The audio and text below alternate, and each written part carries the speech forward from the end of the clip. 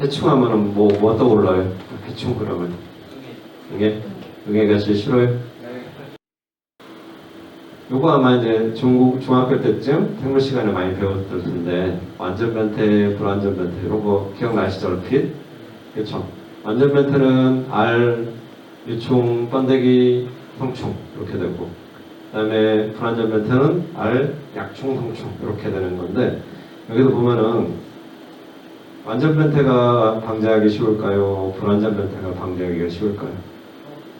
방제 잘 안 되는 게 어려운 것 같아요. 완전 변태가 방제가 잘 안 될 것 같아요? 왜 그럴까요? 번데기 때문에. 네, 맞아요. 번데기 때는 땅속에 들어가 있어요. 피해는 어느 게 더 많이 줄 것 같아요? 피해는 불완전 변태가 더 많아요. 알 때 빼고는 피해를 다 줘요. 약충 때부터 예를 들어 응애가 대표적인 불완전 변태거든요. 알에서 깨나자마자부터 약충, 성충 그러는데 약충 때부터 피해를 다 줘요. 얘네들은. 근데 보통 완전 변태들은 알에서 피해 안 주죠. 작은 뿌리파리 생각하시면 돼요. 알에서 깨나서 애벌레 때, 꼬물꼬물 기어다닐 때, 부더기 때 피해 주고 번데기 상태는 피해 안 줘요. 성충 때 날아다니는 애들 피해 안 줘요. 애벌레 때만 딱 피해주는 거죠. 나방도 마찬가지잖아요. 나방도 알에서 깨나면 꼬물꼬물 겨다닐 때 그때 잎 뜯어먹고 잘라먹고 그러고 번데기 상태 때 그 나방 때 피해 안 주잖아요. 그러니까 피해는 얘네들이 더 큰 거예요. 총체벌레도 마찬가지예요. 총체벌레도 완전 변태거든요. 알 때는 땅속에나 이파리 있다가 유충 때는 기어다니다가 번데기 상태는 땅속에 들어가요. 피해를 잘 안 주는 거죠. 그러니까는 이런 불완전 변태 애들이 주로 피해가 더 많다는 거죠. 방제는 완전 변태가 더 어려운 거고요. 해충들도 이렇게 어떻게 얘네들이 피해를 주느냐 요거에 따라서 이제 조금씩 구분을 하는데 첫 번째 보면은 갉아먹는 애들이 있어요. 갉아먹는 애들. 주로 어떤 애들이겠어요? 딸기도 피해 많아요. 네, 그렇죠? 나방들이죠. 지금 시기 때 파밤나방들을 불어요. 파밤나방. 잎을 갉아먹는 애들, 갉아먹어서 구멍 뽕뽕뽕뽕 뚫어내는 애들, 주로 이제 파밤나방들이에요. 그런 애들 있고, 잎을 똑 잘라먹는 애들이 있어요. 아침에 갔는데 어린 잎이 멀쩡한 뚝 부러져 있어요. 그런 주로 이제 거세미나방, 담배 거세미나방 그런 애들 있고, 그리고 과일도 이렇게 파먹는, 지금 고추밭에 가면은 풋고추 먹으려고 하는데 구멍 뽕 뚫어져 있는 거 있죠. 예, 왕담배나방. 그런 이런 나방 종류들이 이렇게 갉아먹어서 문제되는 애들이 있고, 이 굴파리 종류들은 주로 이제 감귤이나 이런 종류들이 제일 많긴 하는데 이파리 속으로 뚫고 다녀요. 이파리가 멀쩡해야 되는 그림 그려져 있는 게 있어요. 그 지렁이 기어가 다니는 것처럼 그런 이제 이파리 속에 그렇게 뚫고 지나다니고 있어요. 굴파리 종류들. 이런 애들도 있고, 주로 이제 나방 종류가 제일 대표적인 애라고 보시면 되죠. 갉아먹어서 이렇게 피해주는 애들. 도둑나방, 배추, 흰나비 이런 애들 다 피해주는 애들이죠. 딸기에는 얘네들이 아마 제일 많을 거예요. 침을 콕 꽂아가지고 쪽쪽쪽 빨아먹는 애들. 진딧물 대표적이고요. 그 다음에 온실가루 얘기했잖아요. 온실가루에 피해줘요. 이렇게 콕 집어가지고 빨아먹습니다. 응애 마찬가지예요. 그 침으로 콕 집어가지고 쪽쪽쪽 빨아먹어요. 딸기에는 피해주는 게 제일 많이 있다고 보시면 되죠. 진딧물 종류들, 응애 종류들, 가래줄, 딸기에 피해 제일 많이 주는 애들이라고 보시면 돼요. 그 다음에 갉아가지고 집에 빨아먹는다고 보시면 되는데, 지금 얘네들은 침을 콕 집어가지고 바로 지백을 빨아먹다 보니까 증상이 나타나는 게 되게 점점점점 조그만 점들이 흔적이 남아있어요. 특히 전박경이나 증상이 나온 거 보면은 조그만 점들이 꼭 노란 점들이 찍혀 있잖아요. 근데 이 갉아먹어가지고 지백 빨아먹는 애들, 주로 총체벌레가 대표적인 거거든요. 얘네는 구침이 없다 보니까 이파를 이렇게 상처를 내요. 갉은 다음에 그것도 지백이 나오면은 걔네들을 이렇게 지백을 쭉쭉쭉 빨아먹는 거예요. 얘네들 그래서 상처가 나면 좀 크게 남는 거죠. 전박에게는 되게 조그만 점들이 찍히는데 얘네들은 흔적이 여기만 봐도 약간 크게 남아있죠. 총체벌레가 찍은 애들은 이렇게 흔적이 크게 남는다고 보시면 돼요. 그다음에 알 나가지고 피해주는 애들이 있어요. 특히 이제 과일에다가 알 나는데 주로 파리 종류들 많아요. 이 파리 종류들은 알 나가지고 알이 부화돼가지고 구더기가 꼼꼼 겨다니고 걔네들이 과일 속으로 들어가면은 썩겠죠. 특히 흐린 날 수정되면은 특히 멜론이나 수박이나 이런 데 보면 흐린 날 수정이 되면은 꽃이 뚝 떨어져야 되는데 흐린 날 수정되면 꽃이 안 떨어지게 남아있어요. 그게. 그럼 우리가 약을 치거나 흐리고 그러면 거기가 또 습기가 생기잖아요. 그런 데다가 알을 상당히 많이 낳거든요. 그래서 혹시 이런 피해를 좀 막고 싶다 그러면은 이런 게 좀 많다, 나방류도 많고 그러다 그러면은 수정시키고 나서 그런 꽃이 남아야 되니까 손으로 좀 따주셔야 돼요. 그래야지만 이런 피해를 좀 막을 수 있어요. 나방류나 아까 이 불파리 종류들, 총처벌 얘네들은 그런 데도 알을 잘 낳거든요. 뿌리가 이상한 애들이 있어요. 잎이 이상이 있거나 주로 참원징에 있죠. 먼징에 참원징의 종류들은 잎이 어린 잎들이 꼬불꼬불해져요. 쪼글쪼글해지고 선충들은 뿌리옥 선충들은 뿌리가 일쭉일쭉해야 되는데 이렇게 통통하게 돼 있어요. 멜론이나 오이나 상추나 이렇게 뽑아보면은 이렇게 통통한 애들이 있거든요. 요 안에 선충이 수천 마리, 수만 마리씩 들어가 있다는 거죠. 그러니까 이렇게 돼 있으니까 물을 못 빨아먹으니까 이게 시들어진 형태라고 보시면 되죠. 지금 잘 아시는 진딧물이에요. 진딧물은 별로 무섭지 않은가 봐요. 말씀 안 하시더라고요. 진딧물은 제일 만만하시죠. 약치면 잘 죽어요. 그렇죠? 진딧물이 문제가 되는 게 얘네들은 온실에서는 얼마나 알을 낳아요. 보통 이제 나방류나 얘네들은 한꺼번에 며칠에 한 번이나 뭐 한 달에 한 번에 알 한꺼번에 낳고 맞는 시기잖아요. 방자반체도 잘하지만 문제가 안 생기는데 얘네들은 계속 알 낳거나 새끼를 낳거나 그래요. 보통 이제 얘네들은 또 생활사가 막 바뀌는데 얘네들은 그때그때 몸을 바꿔요. 밖에서 하우스로 들어올 때는 날개를 만들어서 날라서 들어오고요. 언제 기어 들어와요? 날라서 들어오고 하우스 안에 들어오면은 날개가 필요가 없잖아요. 날개를 떼버려요. 그리고 하우스 안에 들어오면은 굳이 알을 안 낳아도 되니까 그냥 새끼를 낳아버려요. 알을 단계를 없애버리는 거죠. 그리고 하우스 안에 들어오면 대체적으로 교미를 안 해도 되는 거예요. 그냥 암컷이 바로 새끼를 낳아요. 그리고 암컷이 암컷만 낳아요. 수컷일 필요가 없는 거죠. 그러니까 그런 식으로 지가 이렇게 생활들을 바꿔가는 거죠. 그때 만들어가지고. 그것을 이제 밖에나 아니면 하우스 안에 온도를 안 잡았을 때, 그럼 이제 월동을 해야 되니까, 그럴 때는 수컷이 생겨가지고 교미를 해서 알을 낳는 거고. 되게 교묘하게 애들이 바꿔가는 거죠. 환경에 적응을 엄청나게 잘하는 거죠. 그러다 보니 하우스 안에 들어오면 계속 문제가 되는 거예요. 얘네가 제일 문제가 되는 게 바이러스 문제예요. 바이러스. 진딧물이 옮기는 바이러스가 어마어마하게 많잖아요. 뭐 멜론에도 바이러스 옮기고 고추에도 바이러스 옮기고 진딧물이 옮기는 바이러스가 제일 많아요. 지금은. 지금 고추나 토마토나 파프리카나 상추, 꽃 종류 어마어마하게 피해 많이 주는데 딸기는 피해 안 줘요. 다행히 걱정을 안 하셔도 돼요. 네, 진딧물이 아무튼 이 바이러스 제일 많이 옮긴다고 보시면 돼요. 얘네들이 이렇게 날아다닐 때는 필요할 때 날개 만들어가지고 날아 들어가요. 그리고 필요 없을 때는 떼버리는 거고, 날개가 없어요. 그래서 뭐, 유시충, 무시충 그러는데, 한자가 되게 어려워요. 날개 있다, 없다, 그런 느낌이라고 생각하시면 돼요. 좀 전에 말씀드렸죠? 하우스 안에 들어갈 때는 새끼를 바로 낳는 거예요. 그러니까 알도 낳는 경우가 가끔 있는데, 대체적으로 새끼를 낳아요. 새끼 낳으면 거의 암컷이에요. 이래서 증식이 빠른 거죠. 그래서 진딧물하고 분명히도 다 잘 잡았는데 진딧물의 내성이 그래도 잘 안 당기는 편이에요. 잘 잡히고 약치만. 근데 며칠 지나면 또 들어와 있어요. 밖에서 들어오자마자 바로 새끼를 낳아버리니까 바로바로 눈에 띄는 거죠. 빨리빨리 크는 거고.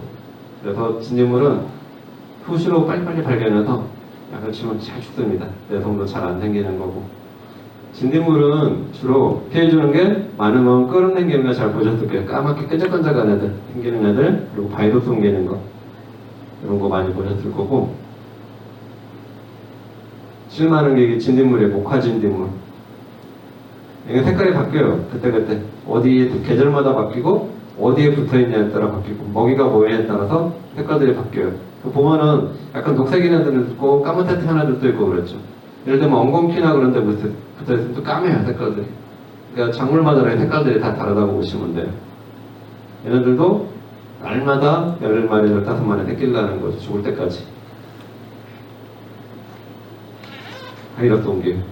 오이보자이크 제일 많아요. 고추에도 지금 바이러스들 상당히 많이 오고 있는데 아무리 저항성 품종 만들어도 바이러스의 강한 품종인 거지 안 오진 않거든요.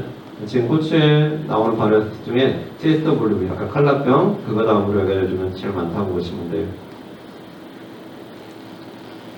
딸기에 보면은 어린 잎에 많아요. 어린 잎에. 굳이 윗잎, 아랫잎, 뒷면, 앞면 잘 안 가려요. 어린 잎에는 다 있어요. 진딧물은 오래된 잎은 잘 안 붙어 있어요. 어린 잎을 물른 데들. 딸기 런너에서도 끝에 붙어 있고, 이렇게 딸기 이파리 나오는 데는 주로 어린 잎에 많이 붙어 있습니다. 뒷면에도 있고 앞면에도 있어요. 얘도 대충 어린 잎이잖아요. 오래된 잎에는 절대 안 가요. 얘네들이 침을 찝어가지고 쭉쭉 지백을 빨아먹어야 되니까 오래된 잎들은 지백도 잘 안 나오고 하니까 안 가요. 얘네들이. 꽃대도 보면은 열매가 맺히기 전에는 많이 붙어 있거든요. 얘네들이 모르잖아요. 꽃이 피기 전 거들은. 근데 꽃이 피고 있는 애들 아니면 꽃이 펴가지고 열매가 맺힌 애들 걔네들한테는 잘 안 붙어 있어요. 화방에서도 얘네들이 붙어 있는 부위들이 다르다고 보시면 돼요. 이렇게 어린 꽃 피기 전인 화방들에만 많이 붙어 있다고 보시면 되죠. 이런 데들 이제 막 꽃 피고 있는 애들이잖아요. 이런 데 붙어 있어요. 근데 익은 애들 뒤쪽에는 잘 안 붙어 있어요. 그 다음에 많은 게 복숭아 혹진딧물이에요. 모카진딧물하고 복숭아 혹진딧물이 지금 딸기밭에 들어오는 애들의 거의 80% 이상이라고 보시면 돼요. 대부분 둘 중에 하나예요. 진딧물 생겼다 그러면 얘는 똑같아요. 거의 새끼 나는 게 모카진딧물보다는 약간 작지만은 얘네들도 날마다 새끼를 낳고 있죠. 생긴 것도 거의 비슷하게 생겼어요. 얘네들도 작물마다 색깔들이 좀 비슷하게 생기고 날개 만들고 안 만들고 똑같은 거고요. 최근에 얘네들이 많이 들어오고 있는데 다리 수염 진딧물이라고 좀 전에 모카진딧물이나 혹진딧물들은 다리가 짧았거든요. 쭈다리였는데 다리가 좀 길어요. 이 움직이는 속도가 조금 빠르다고 보시면 돼요. 최근에 얘네들이 딸기밭에 계속 발견되고 있어요. 이렇게. 딸기에도 똑같이 진딧물 많을 이렇게 끄름 생겨요. 끈적끈적한 애들이. 다리 수염 진딧물들이 이렇게 딸기밭에 최근에 많이 들어오고 있다고 보시면 돼요. 보통 뭐 예찰하는 건 요즘은 진딧물은 그래도 잘 보여요. 보이기 때문에 육안으로 잘 보이는데 혹시라도 진딧물이 많아서 망을 치시겠다. 요거는 좀 안 하시는 게 좋아요.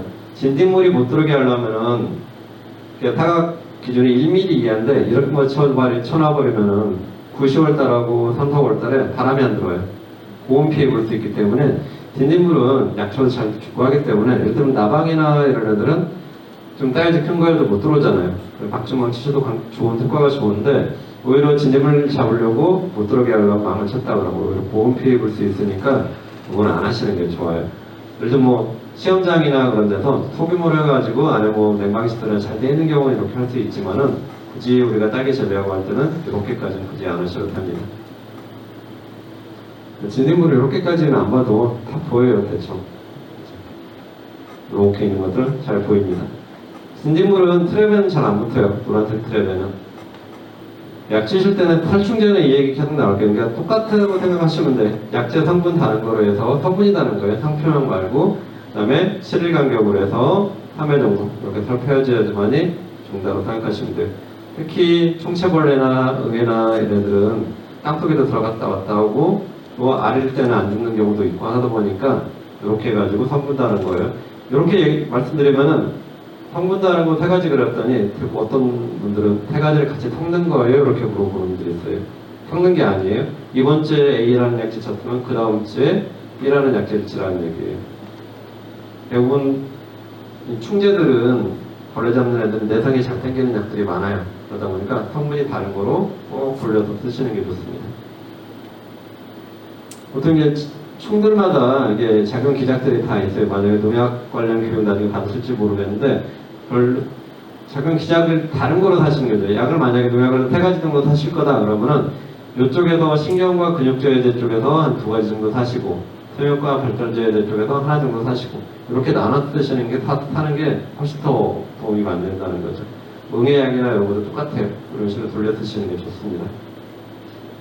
다른 해충보다 진딧물 쪽이 천적을 상당히 많이 써요. 특히 딸기 하시는 분들은 수확기 돌아가면 약재를 써도 못 쓰잖아요. 땅마다 수확하다 보니까.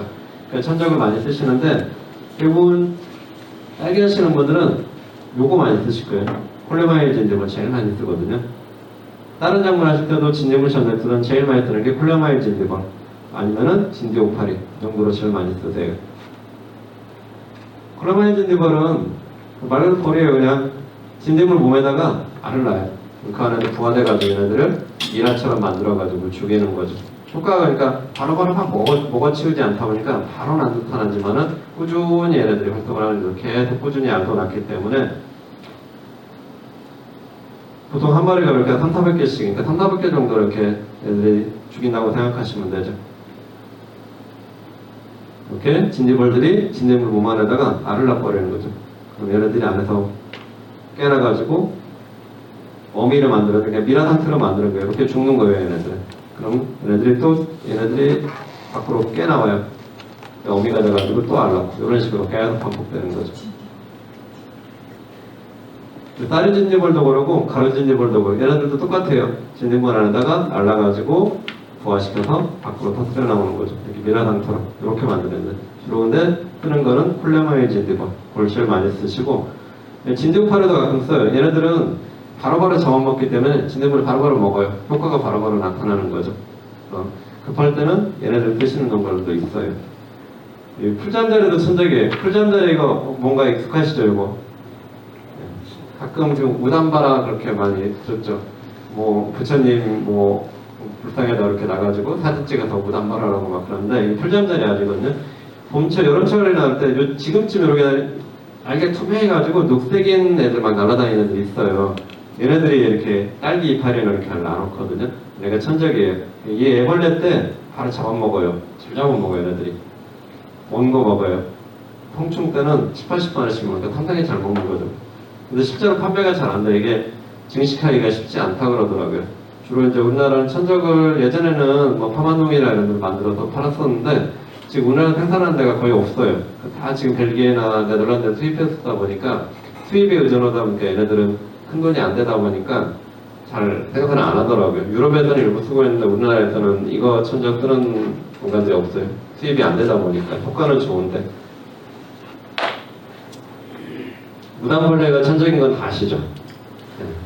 무당벌레가 예쁘게 생겼잖아요. 그래서 얘네들은 이렇게 애벌레 때 요때치를 많이 먹어요.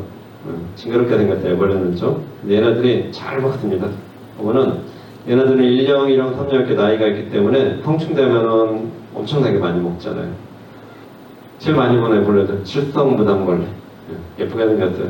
얘네들도 잘 잡아먹습니다. 그래 진딧물 많은 데 가면 무당벌레들이 꼭 있어요. 보면은 잘 지내 먹이기 때문에. 무당벌레가 점이 여러 개 있는 건 다 아시죠? 뭐 2개짜리도 있고 근데 천적 아니에요. 이거는 28개짜리. 점이 일단은 이렇게 많은 애들이 별로 없어요. 무당벌레가. 근데 이렇게 28개 다 세기도 힘든데 되게 많아요. 이렇게 많은 애가 얘는 천적이 아니라 해충이에요. 이파리 갉아먹어요. 애벌레 때. 모든 무당벌레가 천적은 아니다라고 생각하시면 돼요. 이렇게 쐐기처럼 생겼어요. 애벌레가. 다른 무당벌레 애벌레하고 다르게 생겼거든요. 얘네들이 이렇게 이파리 갉아먹고 다녀요. 무당벌레가 다 천적은 아니다라고 생각하시면 되는 거죠. 일단 응애가 모든 장물에는 다 실어놔요. 제일 골치 아프기도 하고 제일 잘 안 잡히기도 하고 특히 밀도가 높을 때는 천적을 아무데도 안 잡히기도 하고 골치 아프기도 해요. 그 응애마다 사이즈도 다르고 크기도 다르고 서식하는 위치도 다르고 그래서 응애 같은 경우에는 잡기는 힘들지만은 딱 이파리의 형태만 보고도 아 이게 어떤 응애구나라는 것도 알 수가 있어요. 그런 게 표시가 나니까 빨리 판단할 수 있는 거죠. 얘네들은 일단 빨리 발견해야 돼요.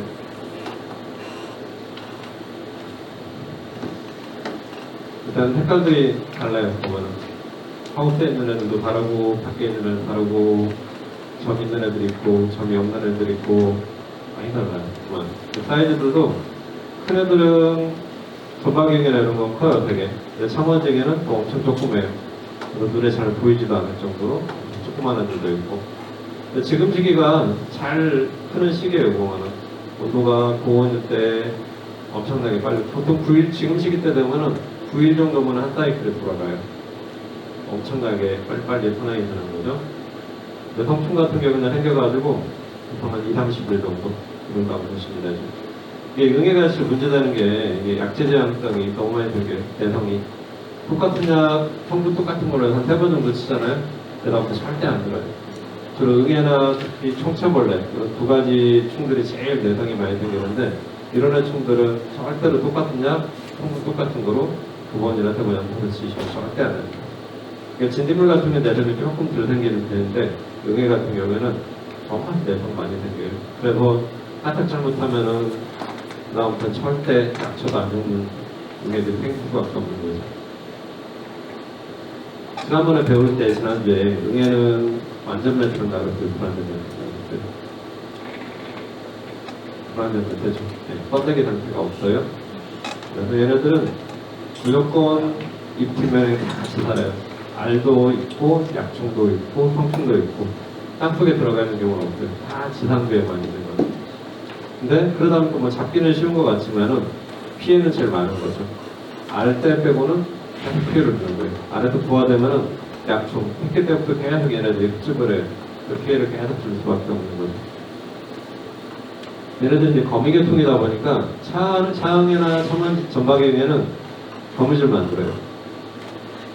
한두 마리 있을 때는 거미줄이 아침 일찍 가면은 농장에 가면은 진짜 가나다란 실거미줄이 서 있거든요. 근데 햇빛만 없어져요. 많지는 않을 때는. 근데 밀도가 많이 들었다. 그럼 거미줄이 안 없어지죠. 보통 거미줄들은 해가 뜨면 없어지거나 그러진 않죠. 진짜 거미줄 쳤을 때는. 근데 응애가 거미줄 친 거는 얘네들이 해 뜨면 없어지고 해설 거미. 그래서 이제 응애가 있구나 없구나 알 수가 있는 거죠. 이렇게 불안전 멘트 하는데 알 때 빼고는 약충, 일약충, 이약충, 성충 이렇게 다 피해를 주는 거죠. 얘네들이 다 입 뒷면에 응애는 모든 응애가 똑같아요. 입 뒷면에 있어요. 앞면에 절대 안 있습니다. 입 뒷면에 있어요. 약칠 때는 어떻게 해야 되겠습니까? 그렇죠? 압력을 조금 세게 해가지고 입이 살짝 뒤집어져야 돼요. 위에서 이렇게 뿌리는 방식으로 그러니까 무인방제기, 이동식 무인방제기 쓰는 분들 많은데 위에서만 뿌리는 방제기들이 있어요. 좀 좋은 것들은 요즘 밑에서 위로 쏘가는 애들도 있는데 위에서만 쏘가는 형태들은 응애 못 잡는 경우가 많아요. 특히 침투형성 말고 그냥 몸에 맞으면 죽는 약재들이 있거든요. 얘네들은 몸에 안 맞으니까 안 죽는 거죠. 응애를 잡을 때는 이 뒷면에 약이 붙게끔 쳐야 된다는 거예요. 시기별로 다른데 겨울에는 보통 생활사가 5일, 40일 정도, 80일 걸리는데 지금 시기 때는 5일에서 9일 정도 시기별로 한 사이클 돌아가는데 차이가 엄청나게 큰 거죠. 제일 잘하는 게 이제 전박이에요. 전박이에요. 이거는 눈으로 있죠. 네, 점도 보이죠. 네. 이렇게 눈으로 보인다는 분을 거의 없어요. 젊으신 분들만, 눈이 좋은 분들만 점까지 보여요. 그쵸? 근데 전박이에는 그래도 일단은 얘네들은 부침으로 푹 꽂아가지고 지벽을 쪽쪽 빨아먹다 보니까 증상이 이런 식으로 나와요. 입이 뒤틀리거나 형태가 변하진 않고 꼭 마그네슘골피 비슷하게 나오거든요. 색깔이 이렇게 변해요. 그리고 이렇게 점들도 있고 이파리 보고도 이파리만 딱 보고도 이게 전방경계인데 고추나 파프리카나 뭐 딸기도 다 마찬가지예요. 이파리 색깔만 보고도 이거 응애 있구나라고 표시가 나요. 약간 잎이 푸석푸석한 느낌이고 오래된 잎에 있고 그래도 표시가 나는 거죠. 전방경계는 무조건 오래된 잎에 있어요. 어린 잎에는 절대 안 살아요. 그 위치를 잘 기억하셔야 돼요. 응애별로 사는 위치들이 달라요. 잎 뒷면에 있는 건 다 똑같은데 전방에는 오래된 잎에 있어요. 그 오래된 잎부터 점점 위쪽으로 올라간다고 보시면 되죠. 응애 중에서는 제일 커요. 0.4mm, 0.5mm니까 얘네들이 제일 큰 응애라고 보시면 되죠. 연습 좋으신 분들은 일단 점까지도 다 보인다고 보시면 되죠. 이렇게 잎 뒷면에 알도 있고 약충도 있고 숙충도 있고 다 있어요. 그런데 점이 이렇게 뚜렷하게 보입니다. 요즘도 점들 혹시 눈이 안 보이더라도 이렇게 휴대폰 켜가지고 핸드폰 카메라 모드로 두고 이렇게 할 때만 조금만 해도 되게 잘 보여요. 그리고 일단 다리가 짧아요. 이 응애는 대부분 응애들이 다리가 짧아가지고 움직이는 속도가 상당히 느려요. 그래서 이렇게 휴대폰 학교에서 봐도 빨리빨리 움직이질 않다 보니까 알이랑 약초를 다 이렇게 볼 수가 있습니다. 이렇게 알도 동그래가지고 약간 투명하게 생겼어요. 그런 식으로 항상 이렇게 같이 얘네들은 있다고 보시면 되는 거죠. 응애같이 발생하기 좋은 조건이 어떤 조건이? 모자 많이 그런 곰팡이 올 때 그러고 건조할 때 되게 많이 해요. 건조할 때. 그래서 봄철에 상당히 많이 건지는 거예요. 하우스에서도 특히 딸기 하시는 분들 보면 이제 3월달쯤 돼가지고 날씨 따뜻해지고 하우스 안에 건조해지고 봄에 또 엄청 건조하잖아요. 그때 응애가 확 건져요. 올해 같은 경우도 노지도 그렇고 하우스도 그렇고 4월부터 6월 중순 정도까지 엄청 건조했거든요. 그때 응애가 확 건졌을 때, 특히 전박이 응애가 건조한 조건들은 되게 좋아해요. 그리고 겨울철에도 작물 재배하실 때 1월달 이럴 때 보면은 날씨가 좀 추워요. 1월달에 한 지난 달기까지 좀 따뜻했었는데 1월달에는 하우스 안에 추우니까 온풍기가 많이 돌잖아요. 온풍기가 많이 돌면은 내부 습도가 많이 낮아질 거 아니에요. 그런 경우에도 응애가 상당히 많이 번식하는 거죠. 오히려 습도가 높거나 그러면은 응애가 그렇게 많이 번식하진 않아요. 특히 이 전박에게는 건조할 때 확실하게 많이 번지는 거죠. 딸기에서 보면은 이파리가 이렇게 녹색이어야 돼요. 그렇잖아요. 이렇게 반짝반짝 빛나고 이렇게 쫙 구부러지지도 않고 쫙 펴져 있어야 되는데 전박이가 먹기 시작하면은 그러니까 부침을 찔러가지고 주백을 빨아먹는다 그랬잖아요. 그래서 그때부터 이게 점점점점 시키기 시작해요. 이게 점점점 이제 노래지는 거죠. 근데 전박이가 찍었을 때는 잎이 뒤틀리거나 그런 건 없어요. 절대로. 형태는 그대로 있으면서 색깔만 이렇게 변하는 거고 이 뒷면에는 여기 뒷면에 있다 그랬잖아요. 여기는 전박이가 몇 마리 있을까요? 이런 색깔이 돼 있다. 수백 마리가 있어요. 고추 이파리도 똑같아요. 색깔이 이렇게 변해 전박이가 많으면 이 정도 색깔이 변했다 그러면 녹색이어야 되는데 이 색깔이 돼 있다는 거예요. 그러면 알부터 해서 약충, 성충까지 확대해서 보면 방법이 있어요. 저런 정도 이파리에, 딸기 이파리에 이 정도 색깔을 만들어서 얘가 있다 그러면 얘네들은 약재가 솔직히 굉장히 힘들어요. 빼서 버려야 돼요. 응애가 정말 심할 때는 농가들이 특히 3월달 돼가지고 따뜻해지면 응애가 확 번진다 그랬잖아요. 그러면은 응애가 너무 심할 때는 약 치기 전에 아랫잎들 다 따버려요. 다 너무 많으니까 따서 밀도를 낮춘 다음에 약재를 활포하는 식으로 많이 하는 거죠. 그래야지만 얘네들이 죽지. 아랫잎들은 또 밑으로 쳐져 있잖아요. 약을 쳐도 잘 안 맞는 경우가 많아요. 잘 안 죽는 경우가 많죠. 밀도가 너무 높을 때는 딸기도 그렇고 다른 작물도 그렇고 잎에 주로 오래된 잎에 주로 많이 붙어 있으니까 오래된 잎을 따버려서 밀도를 낮춘 다음에 약재를 넣거나 아니면 천적을 넣거나 그런 식으로 하셔야 되는 거예요. 심할 때는 이렇게 화방에도 많이 붙어 있어요. 그리고 조금 있을 때 거미줄 몇 가닥만 있다 그랬잖아요. 근데 이게 심해지면은 테두리에 이렇게 하얗게 거미줄 쳐버렸잖아요. 이 정도까지 두면은 이제 농사 짓기 쉽지 않죠. 이 정도 거의 이제 포기해야 될 단계라고 보시면 되죠. 그 다음에 차응애라고 해요. 차응애. 얘네들은 전방애보다 대체적으로 약간 적어요. 눈 좋은 식물들은 보이기도 하고 카메라를 이렇게 확대해서 보면은 휴대폰으로 확대해서 보면은 잘 보여요. 근데 언뜻 보면 전방애처럼 생겼는데 얘네들은 점이 이렇게 확연하게 또렷하게 나와 있지는 않아요. 약간 붉은색 계통 비슷하게 생겨 있으면 보통 전방애들은 색깔이 그때그때만 변하긴 하거든요. 근데 얘네들은 주로 이제 약간 빨간색 계통들이에요. 똑같이 했는데 이 뒷면에 있고 알하고 약하고 성충들이 다 같이 있는 거죠. 요거는 고추예요. 고추에도 상당히 많아요. 차응애들이. 차응애들이 예전에는 고추 쪽에 제일 많았었거든요. 근데 최근에 딸기 쪽에도 지금 점점 늘고 있어요. 딸기 쪽에 차응애 나왔다고 이파리 가져온 농가들 꽤 늘고 있거든요. 지금 하우스 쪽에서 딸기 쪽으로도 재배할 때 이렇게 많이 늘고 있다고 보시면 돼요. 이것이 약간 붉은색 계통이에요. 전박이는 약간 노란빛이 나면서 양쪽에 점이 동그랗게 이렇게 보이거든요. 근데 얘네들은 약간 붉은색 계통이라고 보시면 대체적으로 다. 그러면서 딸기에 얘네들이 차응에 붙었다. 그러면은 증상들이 아까 전박이에는 입이 쫙 펼쳐있는 상태에서 점점 찍혔잖아요. 얘네들은 이 테두리 쪽이 이쪽으로 이렇게 제껴져요. 토마토도 마찬가지. 테두리 쪽이 안쪽으로 제껴지는 형태예요.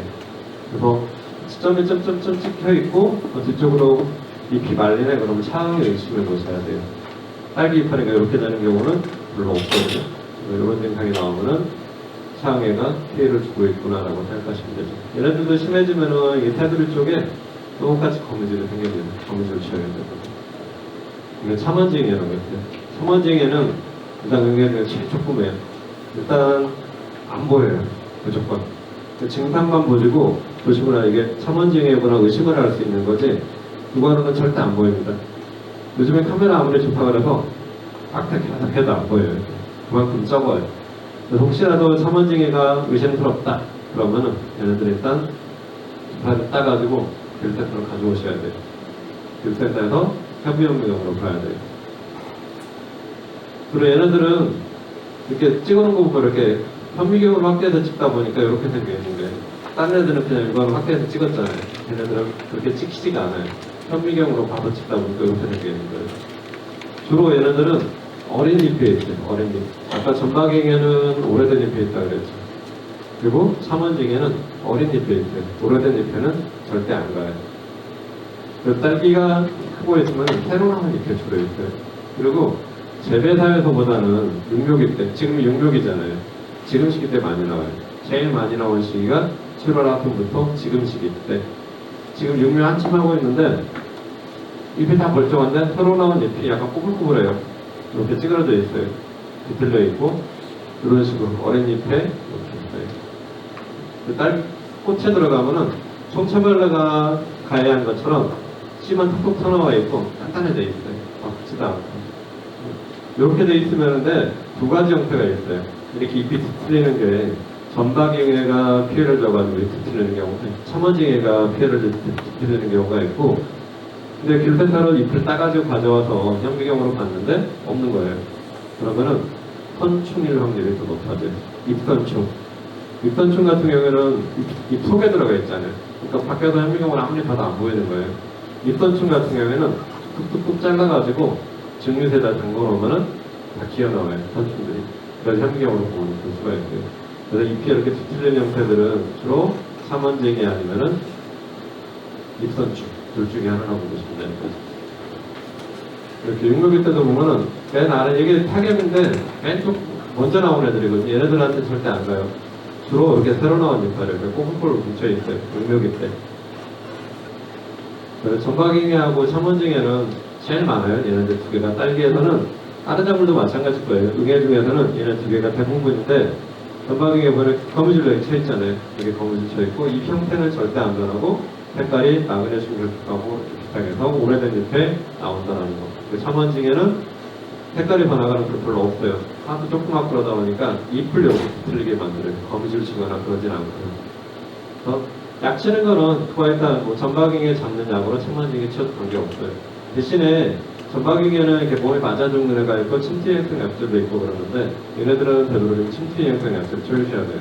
잎이 이렇게 꼬부라져 있으니까 약을 쳐도 잘 안 맞아요. 그리고 어린 잎이다 보니까 오래된 잎들이 위를 다 덮고 있거든요. 새로 나온 잎들이 이렇게 흙이 묻어 있다 보니까 약이 잘 안 묻는 경우가 많아요. 잘 방제가 안 되는 경우가 상당히 많죠. 지금 시기 때 보면은 한 쌍만 있으면은 한 달이면 25만 마리 돼요. 그러니까 지금 시기, 그러니까 봄부터 해가지고 지금 시기 때 오히려 지금보다는 봄철에 딱 틀기 좋은 조건이에요. 온도 조건이. 지금 오히려 너무 높아가지고 이렇게 빨리 정식을 안 할 수도 있는데 봄철에 제일 건조하고 따뜻한 시기 때 25도 전후일 때 봄철이잖아요. 그 시기 때는 한 달만 있으면은 25만 마리 되는 거예요. 분명히 며칠 전에 몇 마리밖에 없었는데 그냥 방제 안 하고 그냥 좀 며칠 있다 약쳐야지 그러는데 일주일 있다가 보면 다 번지는 거죠. 이게 전박잉해 같은 때는 엄청나게 번지는 속도가 빠릅니다. 얘네들은 입 뒷면에 있다고 그랬잖아요. 그래서 약칠 때는 항상 입이 살짝 제껴지게끔 그렇게 해주시고 약재 내성이 잘 생긴다고 그랬죠. 얘네들이. 그래서 얘네들은 모든 탈충제들 다 똑같아요. 3 곱하기 7 곱하기 3이에요. 약재는 특히 응애는 성분 다른 거 3가지로 드시는 거예요. 이번 주에 A라는 약재, 그 다음 주 B라는 약재, C라는 약재 이런 식으로 7일 간격으로 3번 정도 해야지만이 제대로 잡힐 수 있는 거라고 보시면 되는 거죠. 지금 여기에 말씀드린 응애 말고 최근에 또 이제 몇 년 전부터 나오기 시작한 응애 중에 하나가 오이 긴털 가루응애라고 있어요. 오이에서 나왔다고 그래서 오이에만 있는 게 아닌데 그 응애는 또 신기하게 이동 속도가 엄청 빨라요. 지금 전박잉해나 차응해나 첨언징해는 이동 속도가 되게 느리다 그랬잖아요. 그래도 짧고 보고 있으면 거의 안 움직이다시피 해요. 근데 오이 긴털 가루응애는 엄청나게 빨리 기어다녀요. 그리고 얘네들은 잎을 구멍 꽁꽁 뚫고 다녀요. 지금 처음에 이제 오이 농장에서 발견됐다 보니까 오이를 앞에 붙였는데 오이에만 있는 건 아니에요. 저하고 다른 옆에 있는 작물들을 지금 그러고 있거든요. 그래서 혹시라도 딸기 잎을 구멍을 내고 다니고 하얀색 계통의 응애가 빨리빨리 기어다닌다. 그럼 걔네들을 지어보셔야 돼요. 그리고 걔네들이 있으면은 뭉쳐 있다가 밑에는 하얀 가루 같은 게 떨어져 있어요. 좀 증상이 달라요. 빨리 움직이고 구멍을 퐁퐁 뚫고 다니고 흰색 계통이다 하는 거.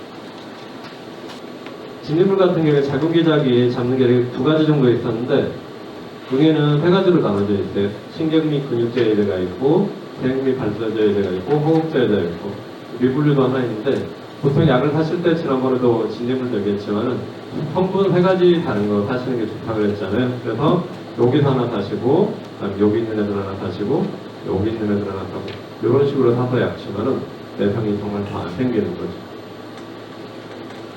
천적 아니세요. 특히 응애는 지금 응애 같은 경우에는 특히 이제 겨울철에 소화기 들어가거나 여름철에도 이제 소화기 들어가면 딸기도 그렇고 토마토도 그렇고 파프리카도 그렇고 소화기 때문에 약을 못 치는 경우가 많아요. 그러다 보니까 천적을 많이 쓰시는데 제일 많이 쓰는 게 이제 칠레이링애가 제일 익숙하실 거예요. 칠레이링애나 사마귀리응애 두 가지 제일 많이 쓰는데 주로 응애 방제용 천적들은 다 잡아먹는 애들이에요.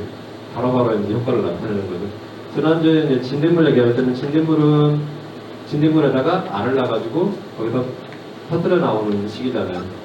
지금 그래도 바로바로 나타나는 게 아니다, 효과가 진딧물이나 얘네들은. 근데 얘네들은 다 잡아먹는 애들이. 그래서 효과가 바로바로 나타나는데 대신에 이제 잡아먹는 애들은 하루에 먹는 약이 한계가 있어요. 그렇다고 만약에 천적이 되게 비싸거든요. 천적이 많이 넣을 수가 없잖아요.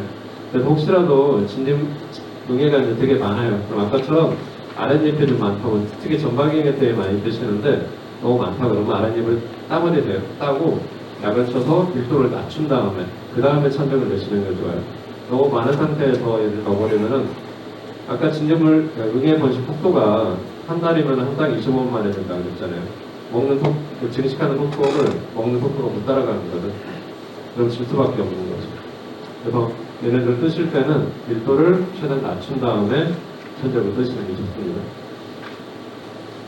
작은 뿌리파리예요. 작은 뿌리파리는 지금 수경재배 농가분도 되게 힘들어하시고 그다음에 요즘에 토양재배도 피해를 상당히 많이 주고 있어요. 지금 작은 뿌리파리 말고도 파리라고 붙은 애들은 다 이런 계통이라고 보시면 돼요. 파리 계통들은 무조건 알을 낳아서 구더기로 바뀌고 걔네들이 번데기 짜 성충되는데 구더기일 때는 다 피해를 줘요. 구멍을 퐁퐁 뚫고 다녀요. 과일도 뚫고 다니고 뿌리도 뚫고 다니고 그래서 피해를 많이 줄 수밖에 없는 거죠. 그래서 제일 많은 게 이제 작은 뿌리파리다 보니까 우리 농가분들은 작은 뿌리파리 잡으려고 상당히 많이 드시죠. 피해 안 주는 작물들이 없어요. 예전에는 수경재배 쪽만 피해를 초창기 때 많이 줬었는데 얘네들 밀도가 너무 높아지다 보니까 이제 토양재배 쪽도 피해를 많이 주고 있는 거죠. 그래서 미리미리 얘네들은 예방을 해줘야 된다는 거죠. 성충은 파리예요. 파리인데 그냥 조그만 파리라고 생각하시면 돼요. 사이즈가 파리보다 한 5g 정도 되는 사이즈 애들인데 성충은 돼가지고 한 10일 정도. 얘네들이 계속 알을 낳으니까 문제예요. 그래서 알을 보통 200~300개씩 이렇게 난다는 거죠. 어미 하나가. 이 보면은 작은 뿌리파리도 있고 검정 날개 버섯파리도 있고 털파리 부치도 있고 일단 파리라고 붙은 애들은 다 피해를 준다고 보시면 돼요. 바실파리도 있고 그래요. 얘들은 다 피해주는데 그 중에서 작은 뿌리파리가 제일 있다는 거죠. 작은 뿌리파리 파리 계통들은 구체적으로 노란색 끈끈이 트랩을 좋아해요. 노란색. 끈끈이 트랩이 색깔이 보통 두 가지 나올 거예요. 노란색도 있고 파란색도 있고. 근데 대부분의 해충들이 다 노란색 좋아해요. 이 장뿌리파리도 마찬가지고 온실가루이, 담배가루이, 나방류 얘네들 다 노란 거 좋아하는데 딱 하나 청채벌레만 파란색 트랩 좋아해요. 그리고 청채벌레가 좀 피해가 많은 지역이다 그러면은 노란색이랑 파란색을 번갈아 가면서 붙여주는 게 좋은 거죠. 최근에는 이제 청채벌레 피해가 워낙 많이 들다 보니까 트랩을 하실 때 이제 따로따로 사서 이제 번갈아 가면서 붙이시는 분도 있지만은 한 회사에서 지금 트랩 나오는 게 끈끈이 트랩 쓰려고 이렇게 붙어있는 종이를 떼내면은 한쪽은 노란색, 한쪽은 파란색 이렇게 있는 양면으로 나오는 트랩들도 나와요.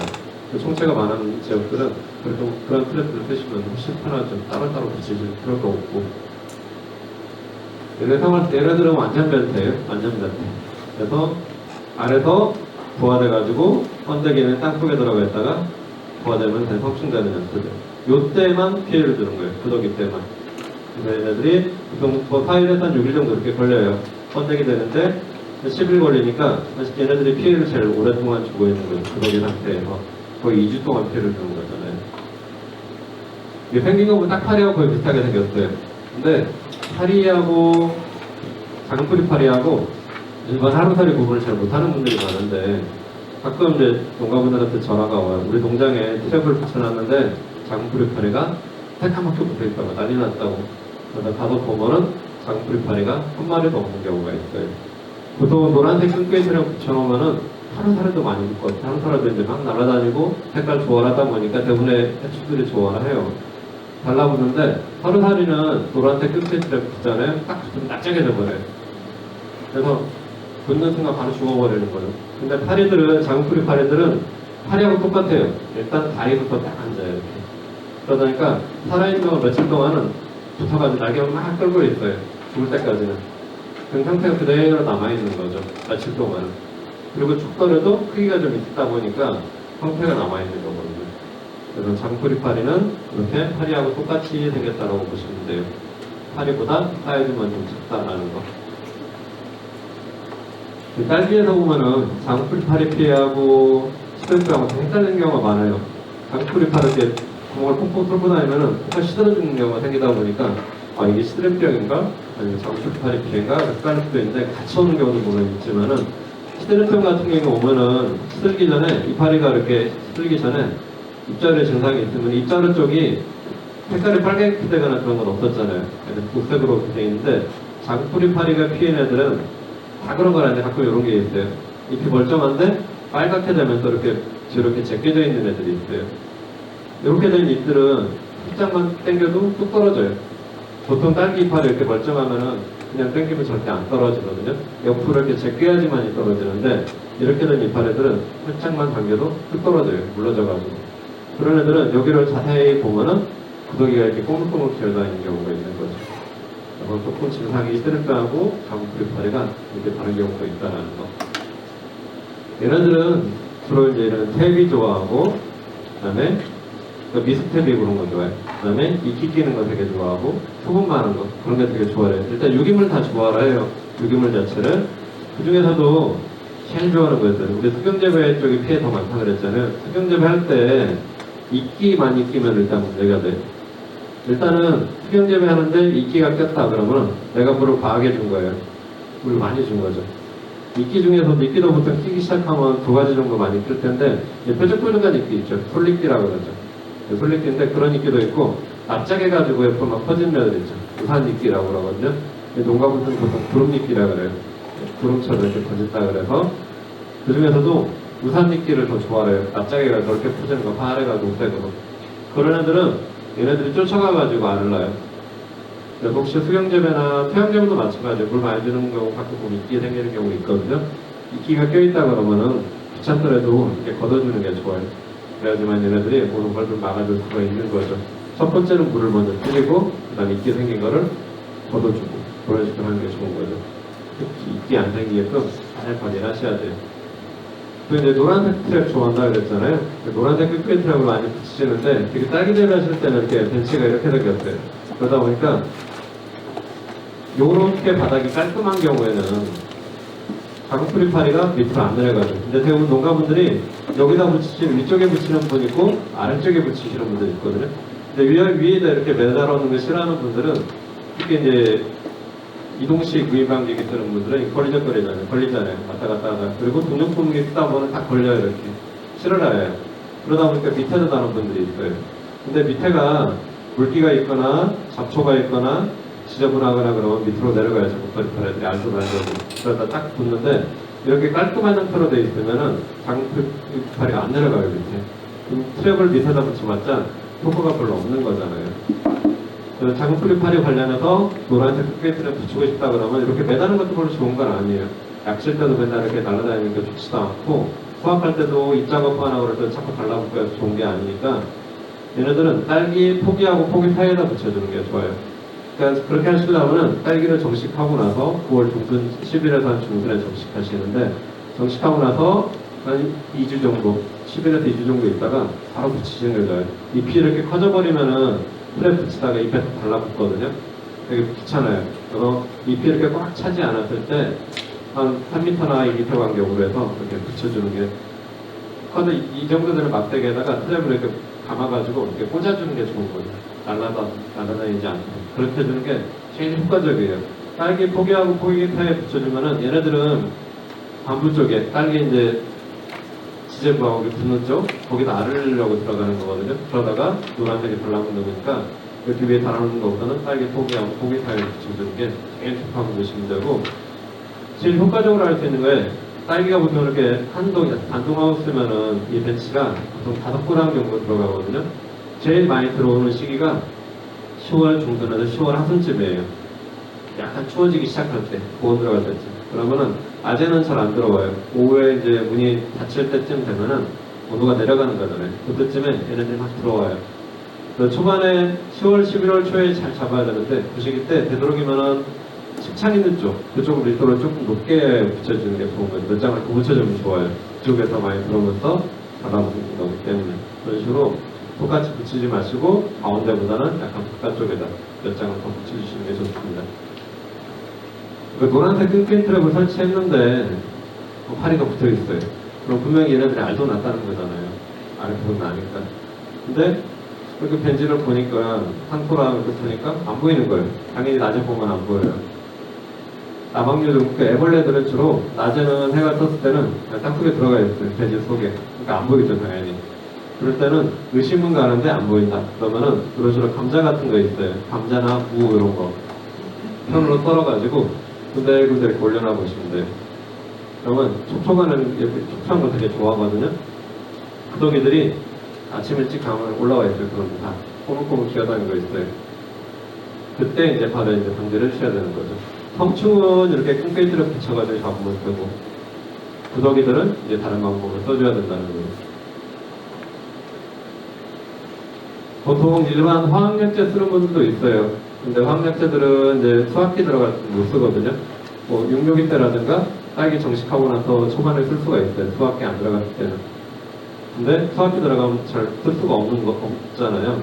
그래서 보통 이제 곤충병 같은 곤충하고 마일징이나 두 개를 천적을 많이 쓰시는데 위에 거 곤충병 같은 곤충은 친환경 안 하시는 분들도 상당히 많이 써요. 이거를. 얘네들 많이 쓰는 이유가 딸기든 다른 작물도 마찬가지예요. 정식해놓고 탈착이 된 다음에 초반에 탈착되고 나서 10일 간격으로 한 2번이나 3번 정도 관주를 밀어넣어주면 돼요. 점조구스로 쓸 수가 있는 거죠. 그러니까 선충이라 그래서 천적이라 그래서 얘네들을 뭐 군데군데 뿌려주거나 귀찮게 그렇게 할 필요가 없어요. 관주하는 약재 점적으로 밀어넣듯이 그렇게 넣어주면 돼요. 워낙 애들이 조그매가지고 이렇게 점조구스로 밀어넣어줘도 안에 잘 들어가요. 투입이 되는 거죠. 그럼 얘네들은 먹이가 없더라도 배지에서 살아요. 작물 심어져 있고 배지에서 살다가 작은 뿌리파리가 알을 낳아가지고 구더기로 부화 딱 되는 순간 구더기 속으로 뚫고 들어가는 거죠. 근데 거기서 증식해가지고 터뜨려주게 해요. 이게 막 며칠씩 걸리는 것도 아니고 2, 3일밖에 안 걸려요. 효과가 그렇게 늦게 나타나진 않아요.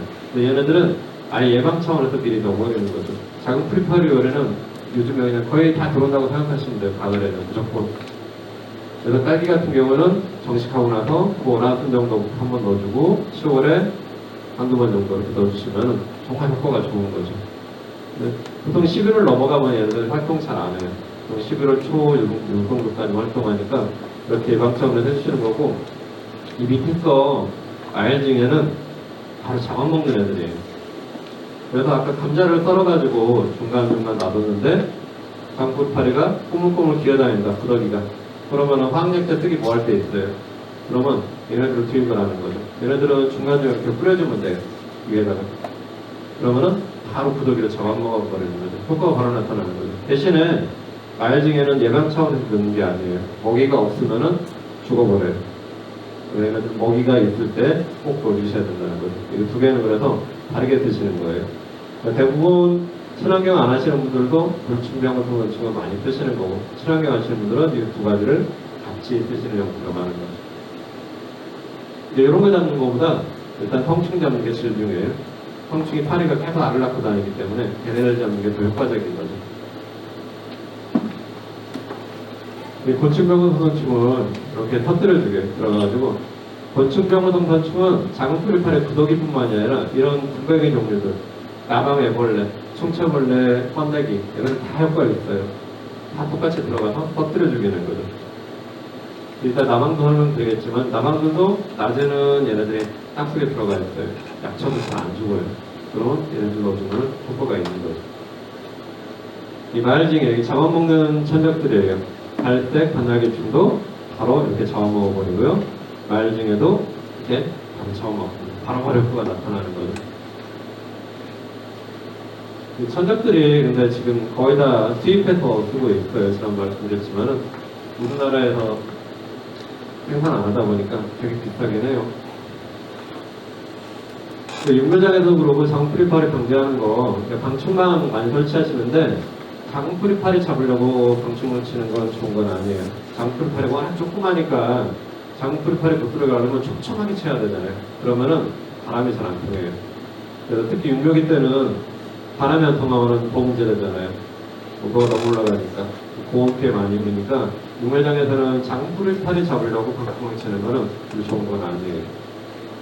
이제 큰 애들이 나왔어요. 크지만은 그만큼 또 피해를 열심히 주는 애들, 눈앞튀게 피해를 주는 애들입니다. 일단 알도 많이 나요. 얘네들 적게는 200개, 많게는 2000개. 엄청나게, 그러니까 방제를 늦게 해버리면은 그만큼 피해가 심해질 수가 있다는 거죠. 최소 쪽에 피해 주는 거는 밤나방. 많으면 10만 년 종이 되는데 전 세계적으로 저 감이 안 오는 거고, 우리나라에 피해 주는 게 보통 밤나방년 중에서도 한 70종 정도 된다고 보시면 되고, 익숙한 이름들 많이 있죠. 담배나방, 거세미나방, 화학나방, 도둑나방 다 익숙한 애들이에요. 실제로 채소 쪽에 피해를 많이 주고 있고요. 피해를 안 주는 데가 없죠. 열매부터 해서 줄기부터 해서 다 피해 줍니다. 피해 주는 형태도 처먹고 들어가고 잘라먹고 갉아먹고 다양하게 줍니다. 지금 시기 때 제일 많이 볼 수 있는 거예요. 망담배나방, 고추에 피해 많아요. 풋고추 먹을 때 풋고추 이렇게 구멍 뚫고 들어가는 애들 있죠. 토마토도 구멍 뚫고 들어가고, 그 다음에 과일 종류도 이렇게 구멍 뚫고 들어가고, 딸기도 전부나 이렇게 구멍 뚫고 들어가요. 그래서 피해를 주는 얘네들은 다 구멍을 뚫고 대체적으로 들어가요.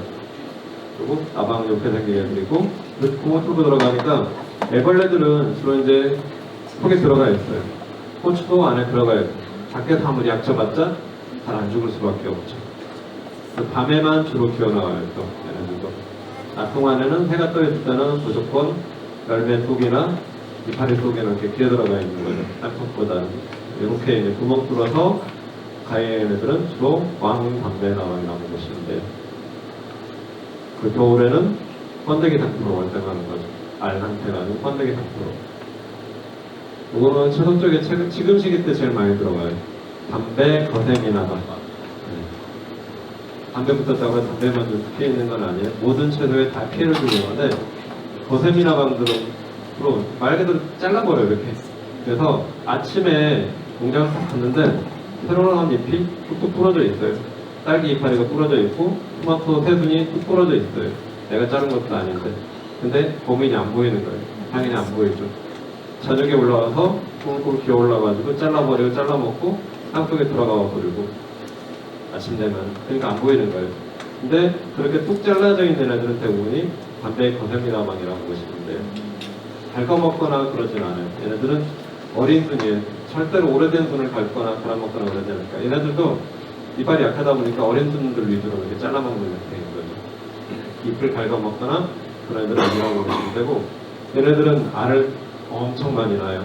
보통 이런 거 혹시 보셨을지 모르겠는데, 이파리 뒷면에다가 뒷면에 이렇게 솜털 같은 게 가끔 있는 경우가 있어요. 이 솜털을 살짝 제껴보잖아요. 알이 보통 100개, 200개 이렇게 무더기로 몰려 있어요. 얘네들이 알을 낳아놓고 보호하려고 솜털 같은 걸 이렇게 덮어놔요. 혹시라도 하우스 안이나 노지에 고추나 뭐 토마토나 이런 거 보다가 이렇게 이 뒷면에다가 이렇게 콩털처럼 있는 게 있으면은 따가지고 발로 버리세요. 얘네들이 부화되면은 보통 애벌레들이 200~300개가 나온다고 생각하면 돼요. 우물콩 계단에는 엄청나게 피해가 많아질 수 있는 거잖아요. 이런 거 이제 지나치지 마시고 이런 거 있으면은 담배 건테이너나방 알이 200~300개가 있다라고 생각하시고 바로 배치해야 되는 거예요. 도둑나방이에요. 이제 무배추 지금 파종 들어갔어요. 가을철에 특히 김장배추, 무 이렇게 심어놓으면은 겨울철 이제 겨울작기 들어가는 토마토나 딸기나 하우스 옆에 이렇게 무배추가 있으면은 얘네들은 엄청나게 많이 날라 들어가요. 얘네들이 애벌레 때 들어오는 건 아니잖아요. 기어들어오기 힘들어요. 이런 성충들이 들어오는 거예요. 얘네들이 들어와가지고 알을 낳으면은 난리가 나는 거죠 안에. 겨울에는 이제 피해를 주는 거예요. 근데 얘네들은 주변에 무, 배추 이런 거 십자가 펼쳐들 많다 그러면 특히 조심하셔야 돼요. 특히 이렇게 갉아먹는 애들, 꼬물꼬물 진짜 여기 뭐 애벌레들 많이 있거든요. 얘네들이 부화돼서 성충돼 버리면은 이런 식으로 되는 거죠. 조심하셔야 돼요. 배추 흰나비도 피해 안 주는 것 같죠. 최근에 하우스 안에 많이 들어가요. 봄 돼가지고 노랑나비, 흰나비만 날아다니죠. 예쁘다고 그래야 되는데 그냥 밖에서 볼 때는 예뻐요. 노랑나비, 흰나비 예쁜데 우리 농사 짓는 분들한테는 하우스에서는 해충이에요. 그러면 청벌레 낳잖아요. 조그만 청벌레, 예쁘게 생긴 애들, 예쁘다고 하는 분도 있지만 조그매요. 얘네들 다 이파리 갉아먹는 애들이에요. 요렇게 청벌레라, 보통 청벌레라고 부르는 애들이 대부분 얘네들이에요. 조그매가지고 꼬물꼬물 대다니는 애들. 얘네들이 들어오면은 당연히 해충일 수밖에 없는 거죠. 하우스에는 들어오면은 노란 놈 그렇고 흰 놈도 그렇고 좋은 건 아니에요. 특히 나방류들은 일단은 잡기가 쉽지 않은 이유가 계속 말씀드리지만은 낮에는 안 보여요. 밤에만 나와가지고 갉아먹어요. 그리고 해가 뜰 때쯤 되면 땅속으로 들어가 버려요. 그러니까는 발견하기가 쉽지 않으니까 이파리 형태만 먹고 이거 무슨 나방이네 무슨 나방이네 그렇게는 알 수 있어요. 여기 나왔던 빼먹었는데 제가 파밤나방이 지금 딸기 중에 피해 많이 주거든요. 파밤나방은 이파리가 멀쩡한데 막 갉아먹었어요 이걸 지금 시기 때. 걔는 막 되게 무섭게 생겼어요. 쐐기처럼 털이 막 복실복실 나 있는 애들이거든. 뾰족해가지고 새카매가지고 파밤나방 종류거든요. 얘네들도 딸기에 피해 상당히 많이 주고 있어요. 그런 애들 있으면은 일단은 이파리 증상만 보면은 대충 어떤 해충인지 알아요. 거세미나방은 이걸 뚝 잘라먹었고 그리고 구멍을 파고 들어왔거나 그러면은 왕담배나방이고 이파리 주로 갉아먹는 애들은 도둑나방 아니면은 파업나방들이에요. 근데 잡는 건 똑같아요. 나방 종류들은 만약에 약을 치고 싶다 그러면은 잎을 뜯어먹은 자리 있잖아요. 거기는 그러니까 보통 농가분들이 나방이 위에만 이렇게 약을 쭉 치고 막 지나가요. 죽겠거니 그러는데 안 죽어요 절대. 땅속에 들어가 있으니까 벌레가. 나방을 이렇게 날아다니는데 잡으려고 막 이렇게 치는 분들이 있거든요. 그래도 나한테 약 하나 넣어오고 안 죽어요 걔네들. 날아다니는 나방들. 약 맞아도 안 죽어요. 애벌레를 잡아야 되는 거거든요. 그래서 잎을 뜯어먹은 자리 있거나 잎을 꺾었거나 그러면 나방들이 있는 거잖아요. 그 주변에는. 땅속에 들어가 있는 거죠. 돼지 속에. 그럴 때는 약을 칠 때 그 자리만 한 3초에서 5초 정도 이렇게 들고 있으세요. 돼지까지 스며들어서 한 1cm 정도, 1cm 이상 스며들어야 돼요. 그래가지고 얘네들이 땅속에 있는 애들이 몸에 맞아야 되는 거죠. 그래야지만 죽어요. 위에서만 이렇게 뿌리고 지나가면 절대 안 죽어요. 그 다음날은 또 뜯어먹고 있어요. 그렇게 약을 치시면 절대 안 되는 거예요. 전체를 다 그렇게 칠 수는 없으니까 이파리 가해한 자리만 그렇게 한 3초, 5초 정도 계속 들고 있어가지고 돼지까지 스며들게끔 땅속까지 그렇게 해주시는 게 좋고 애벌레들은 또 나이가 있어요. 1령, 2령, 3령, 4령 이렇게 있는데 어렸을 때는 약을 조금 맞아도 죽어요. 돼지까지 스며들도록 약들을 들고 있어가지고 땅속에 있는 애들이 약이 무섭다. 바로 죽거든요. 어렸을 때는. 얘네들 늦게 발견해가지고 나이를 먹어버렸어요. 그러면은 약을 다이렉트로 맞아도 안 죽어요. 성충도 약 때려 맞는다고 죽지 않거든요. 똑같아요. 애벌레도 나이 먹어버리면은 안 죽어요. 그래서 이파리 조금 한두 개 뜯어 먹었을 때, 한두 개 이렇게 꺾어 먹었을 때, 그때 바로 약제를 접근해줘야 죽는 거죠. 아까 곤충병원선 선충 장뿌리파리 얘기할 때 했었잖아요. 땅속에 들어가 있는 게 잘 안 죽어요. 그럴 때는 곤충병원선 곤충을 넣어주고 효과가 있어요. 똑같이 그 애벌레 속으로 파고들어가지고 터뜨려 죽이거든요. 이게 말이 20만 마리지 어마어마하죠. 이렇게 이게 순식간에 증식을 해요. 유충 한 마리 부르게 20만 마리 정도가 이렇게 들어가서 증식을 한다는 얘기예요. 나방 잡으려고 엄청 노력 많이 해요. 모든 작물에 다 피해를 워낙 많이 주고 채소뿐만이 아니라 지금 과수들도 복숭아니, 배 이런 데 피해 정말 많이 주잖아요. 순나방이나 이런 애들. 그러니까 나방 잡으려고 별거 다 써요. 보면은 뭐 당연히 농약도 쓰고 친환경 약지도 쓰고 천적도 쓰고 미생물도 쓰고 홍페로몬 교물기원제 과수농가도 엄청나게 많이 쓰죠. 방충망도 치고 요 같은 거 쓰고 그만큼 피해를 많이 준다는 얘기예요. 얘네들을 잡으려고 이렇게 여러 가지 방법으로 총동을 하고 있는 거죠. 근데도 잘 못 잡는 거죠. 얘네들이 그만큼 내성도 많이 생기고 증식도 빠르고 한쪽에 들어있는데 잘 좁지도 않고 이렇게 많은데 다 못 쓰는 거예요. 이게 일단은 이런 친환경 방법으로 하는 게 일단 비싸기도 하고 쓰기가 힘든 경우도 있고 썼는데도 잘 안 되는 경우도 있고 그러다 보니까 이렇게 종류가 많은데 다 그 한두 개만 써도 잘 잡혀야 되는데 이게 쉽지가 않다는 거죠. 그럼에도 불구하고 특히 과수농 같은 이 중에서도 몇 개씩은 다 쓰고 있어요. 특히 이 성페로몬이나 교비교란제 이런 것들은 과수농 같은 건 상당히 많이 쓰죠. 복숭아 농가들 이런 농가들은 워낙 나방이 피해를 많이 주니까. 아까 방충망은 하우스에서 방충망 옆에 칠 때 작은 뿌리파리 같은 경우는 치지 말라 그랬잖아요. 너무 촘촘하게 쳐야 되니까 공기가 안 통한다 그랬잖아요.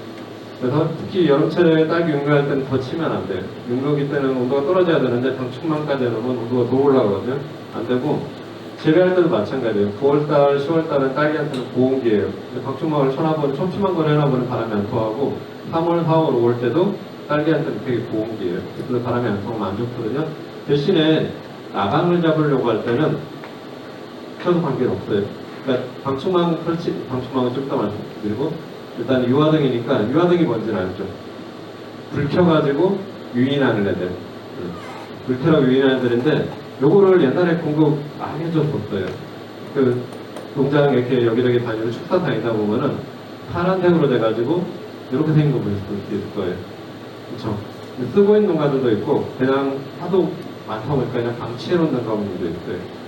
이거를 잘 쓰는 농가분들 지금도 잘 쓰는데 초반에 이제 나눠드리면서 사업을 하고 이렇게 나눠드리면서 교육을 제대로 받았던 분들은 이걸 설치하실 때 이게 불을 켜가지고 유인하는 거다 방류를 하우스 안에서 설치할 때 방충망이 없는데 하우스 안에 설치하는 분들이 있어요. 근데 밤에 불을 켜놓으면은 어떻게 되겠어요? 밖에서 다 들어오겠죠. 그래서 문제가 돼서 이거 안 좋은 거네 그래가지고 얘네들 때문에 피해가 더 많냐 그러고 그냥 안 쓸 거야 그런 분들이 있고 교육을 잘 받았던 분들은 방충망을 씌워놓은 상태로 안에다 놓고 방충망이 없을 경우는 이렇게 밖에다 설치한 분들이 있었던 거거든요. 그런 경우는 효과가 좀 있었어요. 원래 그 목적으로 이렇게 쓰는 거니까. 방충망이 있을 때는 안에 설치하고 없을 때는 밖에서 설치하는 게 맞는 거예요. 최근에 이렇게 스마트 트랩이라 그래가지고 이게 지금 농촌진흥청에서 개발해가지고 한 4년 전 정도부터 지금 농가에 보급이 되고 있는데 이거 비닐하우스에 설치하는 거예요. 150평당 하나 정도인데 단독하우스 같은 경우에는 하나만 설치하면 돼요. 200평 하나에다 가운데다 그래 설치해놓으면 되는데 얘네들도 나방류하고 가로일이하고 노린재류 이렇게 얘네들을 들어가가지고 죽는 애들이에요. 유도해가지고 나방류 같은 경우는 페로몬 트랩이 있어가지고 페로몬을 이렇게 유도하는 식으로 되는 거고 나방류 같은 경우는 약간 얘네들이 좋아하는 불빛을 약하게 켜놔요. 멀리서도 보이는 그런 불빛이 아니에요. 그러니까 밖에 있는 애들이 들어올 정도는 아니에요. 안에 있는 애들만 들어올 정도로. 얘네들하고 노린재들도 페로몬이 있어가지고 들어가는 거죠. 올라가요. 그래서 얘네들이 이 안으로 들어가면은 핸드폰으로 전송이 돼요. 어떤 해충이, 예를 들면 감래나방이 몇 마리가 들어왔다. 핸드폰을 볼 수가 있어요. 그리고 핸드폰 딱 열기 앱을 열면은 여기 있는 얘네들 여기로 들어가가지고 이게 딱 그 화면이 보여요. 어떤 해충이 들어왔는지 그리고 몇 마리가 들어왔는지를 알 수가 있어요. 그래서 지금 이제 여기 이제 더 올라가면 지금 거의 다 됐을 거예요. 이거는 밀도가 이만큼 됐으니까 어떤 약재를 살포하세요 까지 연결이 되는 거죠. 이게 지금 공급이 되고 있어요. 대신에 이게 통신이 돼야 되는 거죠. 핸드폰을 전송해 드리려면 이거 쓰는 농가들 좀 있어요. 저도 남원 쪽에 초창기 때 첫 해 나왔던 50농가 정도 이렇게 공급을 했었거든요. 주로 이제 딸기하고 토마토 농가들이 지금 잘 쓰고 있어요. 지금 이런 가들은 그냥 지금 이런 애충 들어왔구나 그런 정도만이라도 지금 활용을 잘하는 거죠. 그럼 그 약재 바로바로 살포할 수가 있으니까 그런 것들도 지금 활용을 하고 있어요. 한 대에 50만 원 정도 비싼 것 같아요. 그 다음에 가루이 하얗게 날아다녀가지고 언뜻 봐서는 구분이 안 돼요. 그 조그마니까 솔직히 잘 구분 안 돼요. 이렇게 확대해서 보기 전에는. 주로 이제 가루이 그러면은 두 가지예요. 주로 담배 가루이하고 온실 가루이 두 가지 종류가 대부분이라고 보시면 돼요. 투명도 거의 비슷비슷하고요. 안에 통충도 거의 비슷하고요. 제일 문제가 되는 게 이 바이러스 옮기는 게 문제예요. 바이러스. 특히 위에 거 담배 가루이 이게 토마토 황화 잎말린 바이러스. 토마토는 가들이 제일 싫어하요 이거 바이러스. 토마토 상부 쪽이 노랗게 되면서 안 커요. 그걸로 끝나요. 그래서 토마토 하시는 분들은 이 담배 가루를 철저하게 방지해야 되는 거죠. 똑같은 가루인데 담배 가루가 토마토 황화 잎말린 바이러스를 옮기는데 다행히도 이 바이러스는 딸기에는 안 와요. 딸기는 다른 바이러스도 거의 안 와요. 인지시되는 바이러스들이. 그나마 다행인 거죠. 얘네들은 황색 끈크트레, 노란색 끈크트레 좋아한다는 거죠. 이 가루이들은 다 잎 뒷면에 있어요.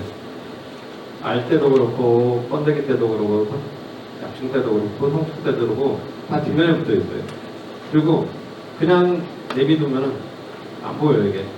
안 날아다니니까 없는 줄 알아요. 입을 톡톡 쳐야지만이, 충격을 줘야지만이 얘네들 성충들이 날아다니는 거예요. 그러니까는 자세히 관찰 안 하면은 밀도가 엄청 높아진 다음에 그때 얘네들이 온실가루 있네? 담배가루 있네? 그렇게 알 수 있는 거죠. 주기적으로 이렇게 잎도 좀 만져보고 뒷면도 제껴보고 이렇게 해야지만 얘네들 알 수가 있는 거예요. 담배가루예요. 담배가루에는 온실가루하고 달라요. 생긴 건 비슷하게 생겼는데 딱 잎에 앉았을 때 날개를 접었잖아요. 날개를 접었는데 담배가루에는 날개하고 날개 사이가 떨어져 있어요. 그리고 약간 노란빛이죠, 이게 몸이. 담배가루는 약간 노란빛이고 날개를 접었을 때 날개하고 날개 사이가 이렇게 살짝 벌어져 있다고 보시면 돼요. 온실가루에는 날개 똑같이 접었잖아요. 약간 흰빛이기도 하고 날개하고 날개 사이가 붙어 있어요. 표시가 나요. 색깔 자체가 뽀예요. 거의 하얀 색깔이에요. 근데 담배가루에도 그러고 온실가루에도 그러고 이렇게 끓으면 생겨요. 진딧물 많을 때 그을음 생기죠. 그러니까 언뜻 봐가지고는 진딧물이 많나 보네 그렇게 착각할 수도 있는 거거든요. 지금 다 피해 증상들이 비슷해요. 얘네들이 똑같이 붙이면 찝어가지고 피해를 주기도 하고 아니면은 통을 따가지고 이렇게 끓음 타서 끄적끄적한 상태로 만드는 거예요. 진딧물 피해 증상하고 비슷하다고 보시면 되죠. 번데기도 똑같아요. 번데기도 색깔이 담배가루는 약간 노란빛이에요. 그리고 온실가루에는 번데기 상태의 애들도 약간 흰빛. 전체적으로 담배가루는 노란색 계통, 온실가루는 흰색 계통이라고 보시면 돼요.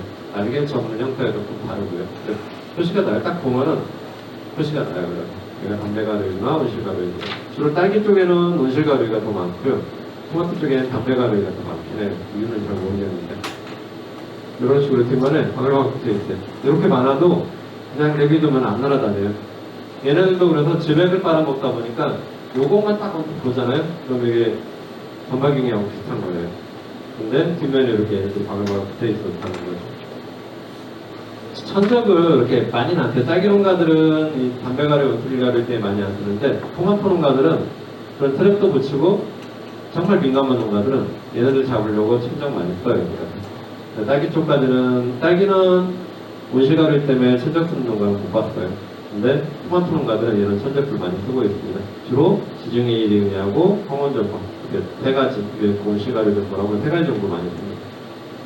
총쳐볼래. 육묘기 때는 그렇게 피해를 안 주지만은 얘네들은 주로 가실이 맺는 시기.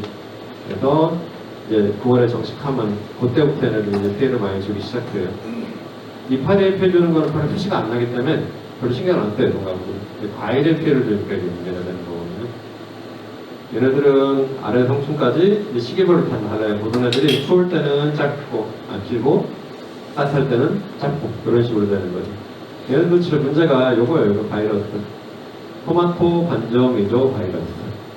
지금 제일 문제인 바이러스, 우리나라 바이러스 중에서 대부분의 작물에 다 피해를 주고 제일 문제시되고 있는 바이러스라고 보시면 돼요. 딸기 빼고는 대부분의 작물에 피해를 가지고 있어요. 고추, 토마토, 가지, 상추, 꽃 종류, 감자 나와요. 얘들 때문에 다 갈아놓은 경우가 상당히 많고. 근데 다행히 딸기에는 안 하고 있어요. 딸기 병이 그렇게 많아서 이제 문제인데 다행히 바이러스가 안 와요. 바이러스까지 만약에 딸기 왔었으면 딸기로 다 한다 그럴 거예요. 힘들어서 못 해먹겠다고. 그나마 다행인 거죠. 총체벌레들은 뭐 종류가 한 네다섯 가지 주로 많이 나오는 이 정도인데 비슷하게 생겼어요. 얘네들 생긴 것도 사이즈도 거의 비슷하게 생겼고 색깔만 좀 다르게 생겼어요. 생긴 애들 비슷하고 이동 속도가 똑같이 엄청 빠르고 어떻게 보면은 조그만 먼지가 막 이동한 것처럼 돼 있어요. 조그만 먼지인데 이동이 되게 빨라요. 얘네들은 완전 변태한다 그랬잖아요. 번데기 상태를 꼭 거쳐야 돼요. 얘네들은. 그래서 주로 틈새에 들어가 있어요. 얘네들. 안 보여요. 평소에 이렇게 딱 보고 있으면 안 보여요. 다 틈새에 들어가 있어요. 꽃 속에 들어가 있고 열매 틈새에 들어가 있고 꽃받침 속에 들어가 있고 다 숨어 있어요. 얘네들. 제일 많은 게 꽃노랑 총처벌레예요. 그래서 노랑이잖아요. 약간 노란빛이 나요. 생긴 거 비슷하게 생겼는데 얘네들도 이렇게 생겼지만은 엄청 빨라요. 조그만데 다리가 작은 것 같은데도 되게 빨리 기어다녀요. 제일 문제가 이 바이러스 옮기는 게 제일 문제예요. 바이러스. 이 총체벌레들은 피해 증상들이 다른 그 응애나 진딧물이나 가루의 종류는 침을 꼭 꽂아가지고 쪽쪽 빨아먹으니까 점이 점점점 작은 점들이 많이 찍혔잖아요.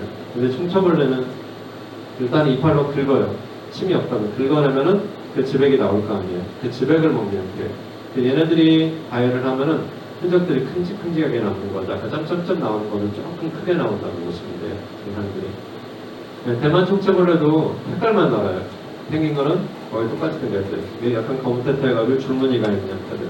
얘네도 대만 총체벌레고 똑같이 바이러스 옮깁니다. 이런 바이러스들이 문제가 되는 게 꼬드랑 총체벌레나 대만 총체벌레가 바이러스 걸리는 이렇게 지백을 빨아먹잖아요. 그러면은 그 다음에 얘네들이 알을 하면 또 따라가고 또 따라가고 그게 더 문제예요. 그 세대에서 끝나면은 그 세대인들을 다 죽이면 상관이 없는데 얘네들이 밖으로 나가잖아요. 하우스 안에 있다가 밖에 나가서 살면 약을 우리가 잘 안 치다 보니까 밖에서 또 나중에 안으로 들어오고 그럼 얘네 바이러스를 계속 갖고 왔다 갔다 하는 거예요. 그러니까 대부분의 진딧물들이 영속 전염을 하는 거예요. 계속 따라가요. 알을 하면은 진딧물이 옮기는 바이러스들도 그런 애들 대부분이라는 것입니다. 파충처벌레도 약간 꼬노랑 총처벌레하고 색깔이 비슷한데 조금만 편한데 생긴 거는 거의 똑같이 생겼어요. 주로 이제 파 먹으려고 보다 보면 하얀 점점점 좀 큰 점들이 찍힌 것도 많이 보셨을 거예요. 파 쪽에도 이런 총체가 파나 양파나 이쪽에 상당히 많아요. 번데기 상태는 꼭 땅속에 있어요. 알 1년, 2년 때 피해주고 번데기 상태일 때는 꼭 땅속에 들어가 있어요. 반드시 토양에서 번데기가 완전히 배치해야 되는가. 무조건 땅속으로 들어가는 거죠. 배지 속에 들어가든가. 그 다음에 통충이 되는 형태라고 보시면 돼요. 요 시기 때 방제가 잘 안 된다는 얘기예요. 그래서 아까 고추병원도 선충도 넘겨야 되고 지하부에 있는 거 잡아먹는 애도 있어요. 아까 알증에나 이런 식으로 또 잡아먹기도 해요. 가위 안 하는 부위가 없어요. 그리고 이제 잎꽃 사실 다 긁어먹는데 딸기에는 딸기 잎을 이렇게 크게 가위는 안 해요. 해도 별로 표시가 안 나오고 이게 과실이나 꽃을 이렇게 가했을 때가 제일 문제가 되는 거죠. 기형과가 되고 하다 보니까 딸기 꽃 속에 들어갈 것이고 꽃 속에 들어가서 뚝뚝뚝 지백을 빨아먹고 갉아먹고 그러면은 얘네들이 딸기가 수정돼가지고 잘 커야 되는데 안 커요. 이 상태로 씨만 톡톡 쳐나와 있어요. 만져보면 되게 단단해요. 단단한 상태로 안 커버리는 거죠. 이 상태에서 크지 않고 끝나버리는 거죠. 상품화가 될 수가 없는 거죠. 이런 식으로. 여기서 끝이에요, 이제. 이런 거는 먹을 수도 없고 애매한 거죠. 이런 것들 빨리 따내버려야 돼. 딸기 봄철에 주로 이렇게 피해를 많이 줘요. 겨울철에는 그렇게 춥고 온도가 낮다 보니까 피해를 많이 안 주다가 2월 한두momen경도 해가지고 얘네들 따뜻해지니까 피해를 주기 시작하는 거예요. 밖에서도 막 들어오기 시작하고 밑에 있는 애들이 부화되기도 하고 하면서 딸기 꽃 속으로 들어가서 가위를 주면 이렇게 되어 있는 거죠. 단단하게 되어 있어요. 이 다육이, 지금 이건 다육이도 보면은 알록달록하죠. 이게 삐끗삐끗하죠. 이게 지금 총체벌레가 가해한 거예요. 다육이 총체벌레가 엄청 좋아해요. 총체벌레는 지백 많은 걸 좋아하거든요. 다육이가 지백이 엄청 많잖아요. 이게 조금만 합쳐놔도 물이 나오잖아요. 다육이 농사 짓는 경기도 쪽에 이제 많이 있는데 다육이 농사 짓는 분들 총체벌레 되게 싫어요. 그래서 다육이 전문적으로 키우거나 그러는데 이렇게 끄트끄트했다 그러면 얘가 총체벌레 피해 있는 거 알아요. 그냥 안 나가요. 그래서 총체벌레는 일단은 토양재배든 보설재배든 작기 끝나면 무조건 소독 잘 하셔야 돼요. 특히 이제 바이러스 딸기 말고 다른 작물들은 바이러스가 워낙 심하다 보니까 바이러스가 조금이라도 나왔다 그러면은 토양 소독을 무조건 하셔야 돼요. 배지 소독도 무조건 하셔야 되고. 그리고 약재 살포하실 때 하우스 내부만 하지 마시고 진짜 주변까지 좀 같이 해주셔야 돼요. 주변에 특히 봄 되면은 제일 피해를 많이 주는데 봄에 들꽃들 많이 피잖아요. 뭐 별꽃부터 해서 광대나물부터 해서 뭐 꽃다지, 냉이니 조그만 꽃 피는 애들 있죠. 그 속에 엄청 많이 들어가 있거든요. 거기서 계속 들어와요. 안에만 열심히 합치면 뭐예요? 밖에서 계속 들어오는데 이동 속도가 엄청 빠르다 그랬잖아요. 얘네들은 그렇게 조그만 애들이 막 기어다녀요. 먼지처럼 되는 애들. 밖에까지 꼭 약을 치시는 게 좋아요. 그때는 안 보여요. 너무 조그매가지고. 먼지들이 움직이는 것 같이 생겼어요. 그리고 토양 속에 다니까 문제고요. 토양포도 꼭 해야 되는 거고, 아까 도충병은 그런 좀 효과가 있어요. 정말 피해가 많다고 넣어주시는 게 좋아요. 약재 제한성 엄청 많이 생겨요. 응애 약재 제한성 잘 생긴다 그랬잖아요. 얘네도 정말 많이 생겨요. 주변에 별꽃 이런 거, 이런 조그만 꽃들 피는 거, 이런 거 신경 쓰셔야죠. 그래서 주변에 뭐 뚝이 무너진다든가 순하게 아니다 그러면은 제초제 치시는 게 차라리 나아요. 아예 그냥 풀이 못 자라게끔. 그래야지만 좋지 않습니다. 보통 다른 해충들은 이렇게 돋보기로 보거나 로페로 이렇게 보는데 얘네들은 하얀 백지 위에다가 특히 잎 말고 꽃으로 이렇게 꽃이나 이렇게 딸기꽃 툭툭 풀어보면은 먼지 같은 게 까만 먼지 같은 게 떨어져요. 먼지가 막 움직여요. 총체벌레예요. 이렇게 하얀 백지로 털어보는 게 제일 잘 발견할 수가 있어요. 백지비 내고 꽃을 털어보세요. 잘 떨어집니다. 신청에 있는 경우는. 총체벌레는 뭐 딸기 빼고 딸기도 피해 좀 있지만 다른 작물들은 워낙 피해가 많으니까 천적을 제일 많이 있어요. 종류도 총체벌레 천적이 제일 많아요. 토마토, 파프리카, 특히 파프리카 수출하는 농가들은 약재를 잘 못 쓰다 보니까 천적으로 관계 많이 하거든요. 파프리카 농가들이 총체벌레 천적이 제일 많이 있어요. 지금 여기 있는 천적 다 쓰고 있어요. 미끌에콘 노렌제, 오이링에, 지중해링에, 미끌에콘 노렌제 다 쓰고 있어요. 얘네들. 이만큼 천적이 많아요. 총체벌레 천적이 땅속에 있는 애를 잡아먹는 애들 있고 지상부에 있는 애를 잡아먹는 애들 있고 아까 땅속에 번데기 상태에 있는 애들 있잖아요. 약초를 잘 안 비운다고 했잖아요. 소독하게 되는데 작물인데 소독을 할 수가 없잖아요. 그럴 경우에는 아까 아크릴토메가 말징이에요. 잡아먹는 애. 장수리파리 애벌레 잡아먹는 천적이 있었잖아요. 얘네들이고 갈대 반달개충도 번데기 잡아먹어요. 그래서 총체가 많을 경우에 얘네들은 돼지나 땅속에 있는 애들이 이래서 잡아먹으라 이렇게 넣어주는 거고 지상부에 있는 애들은 지중해 이링에 그리고 오이 이링에 미끌에콘 노른자 얘를 넣어주시면 돼요. 특히 미끌에콘 노른자는 되게 비싸거든요. 주로 세입부에 쓰는데 얘네들은 애벌레, 성충 다 먹어요. 능해도 먹고 다 먹어요. 먹성이 엄청 좋은 애들. 좀 비싸긴 해요. 근데 오이링에도 총체벌레, 애벌레는 애벌레를 주로 먹는 거죠. 그러니까 여러 가지 천적들을 그때그때 맞게끔 이렇게 넣어주시는 거죠. 선충 같은 경우에는 뭐 딸기뿐만 아니라 선충들이 정말 많아요. 딸기에는 그래도 최근에 많이 없어졌어요. 많이 없어진 이유가 예전에는 딸기 묘를 키울 때 바닥에서 키우는 논이나 이렇게 땅바닥에서 많이 키웠거든요. 최근에는 그렇게 거의 안 키우잖아요. 서있어요. 서서 용매하다 보니까 선충이 올라올 데가 없는 거예요. 차단이 되어 있는 거잖아요. 그러다 보니까 선충이 예전만큼 많지는 않은데 지금도 이제 땅에서 용매하는 그런 분들이 좀 있긴 해요. 그러다 보니까 우리 잎선충이라든가 뿌리토기 선충 이런 게 아직은 조금씩 나와요. 근데 이 이파리 보면은 아까 다른 해충 중에 이렇게 비슷한 애 하나 있었죠. 참원지응애. 네. 참원지응애인지 보려고 왔는데 현미경으로 보니까 없었다. 선충일 가능성이 높다고 그랬잖아요. 비슷하게 생겼어요. 꼬불꼬불한 애 있잖아요. 이건 잎선충이고요. 그 다음에 뿌리떡이 선충하고 뿌리옥선충이 있는데 딸기에는 뿌리옥선충은 거의 없어요. 주로 딸기에는 뿌리떡이 선충이에요. 딸기 뿌리가 이렇게 썩어버려요. 이 뿌리 속에서 얘네들이 선충이 헤엄치고 다녀요. 계속 뿌리 속으로. 그러면 다 썩어버리는 거죠. 이게 두 가지 형태가 제일 많고 뿌리옥선충은 주로 이제 상추라든가 멜론, 수박, 오이 이런 애들한테 주로 많이 있어요. 뿌리가 이렇게 일자로 쭉쭉 뻗어 있어야 되는데 뿌리가 동글동글해요. 통통하니 걔네들은 뿌리 없던충인 경우가 많죠. 그래서 아까 이렇게 생겼는데 현미경 보니까 사문제이가 없다. 그럴 경우는 잎선충일 경우가 많다고 그랬잖아요. 이거를 뚝뚝 잘라서 진딧물에 깨끗한 직류수에 담가 놓으면은 이런 식으로 기어 나와요. 얘네들 이렇게 기어 나오면 현미경 보면 잘 보여요. 얘네들. 잎선충이 심할 경우에는 이렇게 생각집이 이렇게 돼버려요. 이렇게 되는데 아예 콧대까지 이렇게 올라와가지고 이렇게 먹어버리는 경우도 있는 거죠. 이렇게까지 요즘에 나오는 경우는 별로 없어요. 유명가 고설유명한 이런 경우가 많이 없어졌죠. 밖에 잡초 보면은 그러니까 냉이나 이런 대둑 같은 봄에 보면은 이런 잡초들 많아요. 얘네들한테 살다가 안으로 들어오는 거예요. 그래서 딸기는 일단은 묘를 좋은 거 다시 해야 된다. 건충이 없는 애들은. 이 뿌리 속의 선충이에요. 이런 선충들이 그 뿌리 속으로 이렇게 뚫고 다니는 거예요. 이 현미경으로 이렇게 수시해서 보면은 이렇게 선충이 막 살고 있죠. 뿌리 속에 이런 식으로 빨개 해가지고 계속 다니니까 뚫고 다니니까 썩어서 죽어버리는 거죠. 뿌리가. 그럼 뿌리 썩으니까 지상은 당연히 죽어버리겠죠. 이런 것들도 땅에서 유명하거나 그러면은 이런 애들이 상당히 많이 나오는 거죠. 돼지에도 만약에 소독을 안 했다. 그럼 또 벌써 한 번 발생하는 거 계속 사는 거죠.